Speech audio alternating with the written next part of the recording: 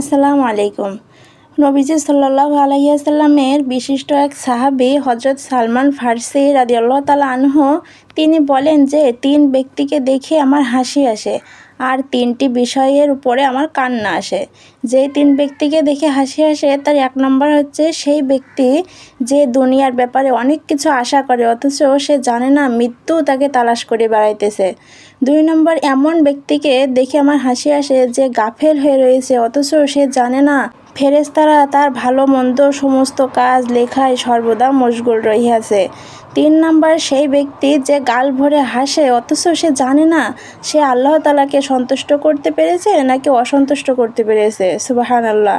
আর যেই ৩ বিষয়ে আমার কান্না আসে তার ১ নম্বর হচ্ছে নবীজি সাল্লাল্লাহু আলাইহি ওয়াসাল্লাম এবং তার সাহাবাদের বিরহে আমার কান্না আসে। ২ নম্বর হচ্ছে মৃত্যুর কঠিন যন্ত্রণা যখন আখিরাতের ভয়ানক দৃশ্য দেখানো হবে সেই বিষয়ের জন্য আমার কান্না আসে।